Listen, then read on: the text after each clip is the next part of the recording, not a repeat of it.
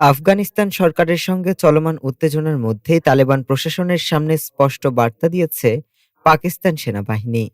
দেশটির প্রতিরক্ষা বাহিনীর প্রধান ও সেনাবাহিনীর প্রধান ফিল্ড মার্শাল আসিম মুনির বলেন, আফগান তালেবানের সামনে দুটি পথ খোলা রয়েছে: পাকিস্তান অথবা ফিতনা আল খাওয়ারিজ হিসেবে চিহ্নিত টিটিপি। সোমবার রাওয়ালপিন্ডির জেনারেল হেডকোয়ার্টার্সে আয়োজিত এক অনুষ্ঠানে তিনি এ মন্তব্য করেন। পাকিস্তানের চিফ অফ ডিফেন্স ফোর্সেস হিসেবে দায়িত্ব গ্রহণ উপলক্ষে দেওয়া বক্তব্যে আসিম মুনির বলেন, পাকিস্তান শান্তিপ্রিয় রাষ্ট্র হলেও দেশের সার্বভৌমত্ব, ভৌগোলিক অখণ্ডতা ও রাষ্ট্রীয় দৃঢ়তা নিয়ে আপোস করা হবে না। সীমান্ত নিরাপত্তা ও সন্ত্রাসবাদ ইস্যুতে তিনি কঠোর অবস্থানের ইঙ্গিত দেন। আফগানিস্তান পাকিস্তান সম্পর্কে একাধিকবার শান্তি আলোচনা হলেও টিটিপি ইস্যুতে টানাপোড়েন কমেনি।